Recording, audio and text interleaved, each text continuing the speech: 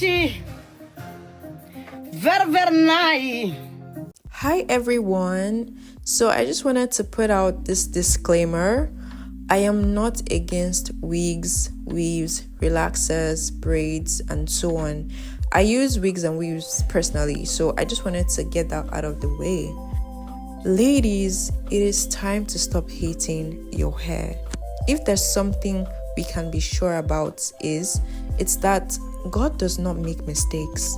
I know Black African people, not just African but just generally, if you're Black, have that mentality that good hair is hair of a certain texture, a certain length, and can only belong to a certain group of people. But to me, good hair is healthy hair that is taken care of, no matter the length.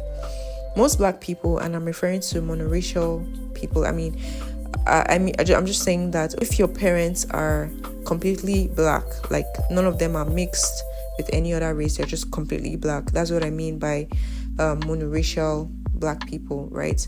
Most of us, because I'm proud of them, have type 4 hair. A good number of women and girls want long or longish hair, and wanting long hair is, I believe, is a natural desire. Nothing wrong with it at all, right? I'm going to read a verse from 1 Corinthians 11 verse 15. But if a woman has long hair, it is a glory to her, for her hair is given to her for a covering.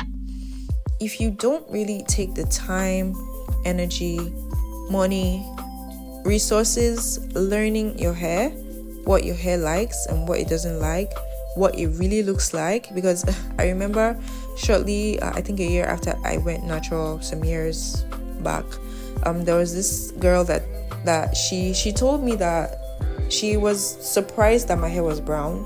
I think she assumed that natural hair is black. Like if your hair is natural, it's meant to be like black, like, or like jet black, right? It's only if you're relaxing your hair that your hair is brown. So she just had that mindset, and I'm like, no, girl, my hair is not black, right? My hair is a very interesting shade of brown, but it's not black. So she was like, she thought, like, I'm assuming that she thought something was wrong with my hair or something was off, right?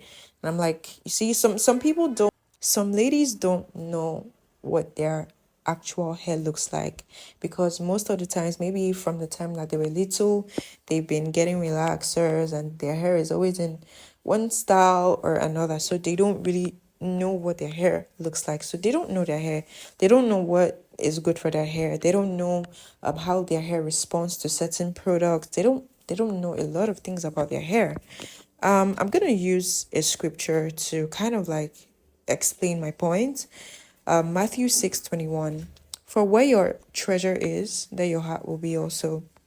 When you invest resources into the health of your hair, for example, let's say you had alopecia or a receding hairline due to bad hairstyles, maybe like you get braids and the braids are too tight or something, and you're like, okay, you want a change.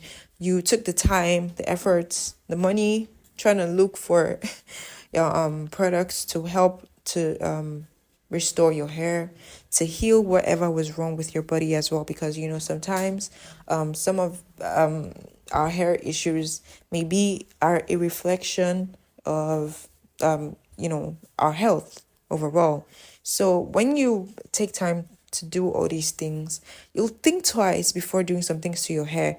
If you wear wigs, for example, you make sure that, okay, while it's cornrowed or you put it in twists or something, you make sure that maybe every week or every 2 weeks, depending on your schedule and all that, you make sure that you're moisturizing your hair, you're deep conditioning it, you're washing it, you're taking care of it. And even when it's in braids as well, there's this natural hair OG, her name is Green Beauty, you can check out online.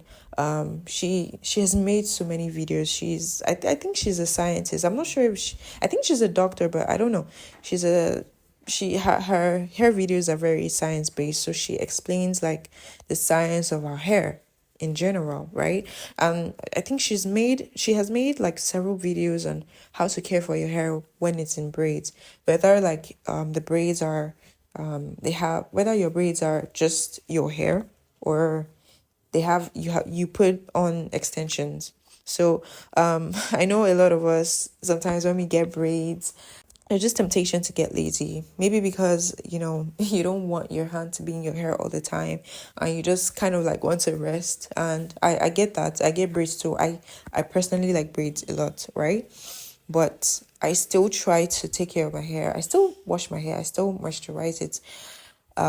Because I know that by the time I'm taking my braids down, how my hair looks is a how my hair looks depends on how I've been treating it while it's in the braids. Like there was this time that I think there are times that I've gotten braids, and even in fact the way the braids were installed, my hair broke off normally, and then I wasn't like really taking care of my hair so much. So when I took out the braids, even though I left the braids for like some months, when I took out the braids, my hair was even shorter than when I got the braids done, and I was pained. Like I did not like that at all.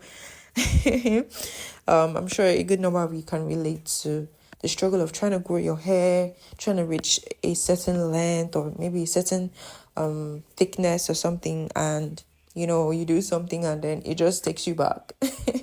And it's gonna take a couple of months, or I don't even want to say years. It depends on how bad the damage is to get your hair back to where it used to be. So if you're investing a lot of time, you're taking time to know what is good for your hair, what is bad for your hair, before you get your hair done, or even before you consider relaxing your hair, you think twice. You think about it again. You'll be like, am I really sure I want to do this? Maybe if you want a straight hairstyle, highest you go straighten your hair or you get a silk press. But to relax your hair, you think about it, because I've been there. I've actually considered relaxing my hair sometimes, and I'm just like, I just remember like my journey and how much I've invested, the time, everything, like, and I'm like, am I sure I really want to get a relaxer? I don't.